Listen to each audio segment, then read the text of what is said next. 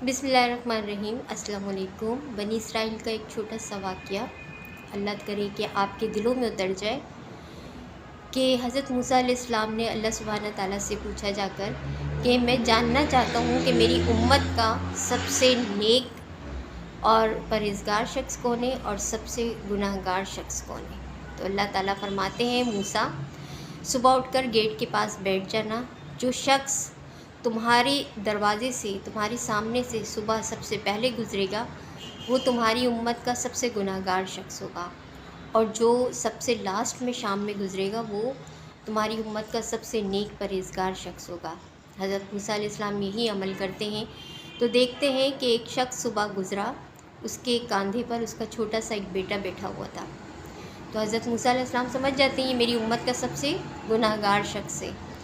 तो जब शाम में सबसे आखिर में जो बंदा गुज़रता है वो वही बाप बेटे होते हैं। हज़रत मूसा अलैहिस्सलाम परेशान हो जाते हैं, ये क्या माजरा है कि यही बंदा सबसे पहले सुबह में गुज़रा तो ये मतलब गुनाहगार शख्स था, और आखिर में भी यही गुज़रा तो ये सबसे नेक और परहेज़गार शख्स है मेरी उम्मत का, ये कैसे मुमकिन है। तो हज़रत मूसा अलैहिस्सलाम जो है अल्लाह सुब्हानहू तआला के पास जाते हैं और अल्लाह ताला से पूछते हैं कि या इलाहुल आलमीन, ये क्या माजरा है कि वही बंदा सबसे गुनाहगार शख्स था और वही सबसे नेक परहेज़गार शख्स है मेरी उम्मत का। तो अल्लाह ताला कहते हैं, ए मूसा, बेशक जब ये सुबह जा रहा था अपने बेटे के साथ तो इसकी कुछ बातें मुझे इतनी पसंद आ गई कि यही बंदा तुम्हारी उम्मत का सबसे नेक बंदा हो गया, सबसे परहेज़गार बंदा। और वो क्या थी कि बेटे ने, जब बेटा जा रहा, बाप बेटे जा रहे थे तो बेटे ने पूछा बाप से, अब्बा जान क्या दुनिया में कोई बड़ी चीज़ है। तो बाप ने कहा, बेटा ये जंगल सबसे बड़ा है। बेटे ने कहा, बाबा जान क्या जंगल से भी बड़ा कोई चीज़ है। तो उसने कहा कि ये जो पहाड़ है देख रहे हो ना, पहाड़ ये जंगल से भी बड़े।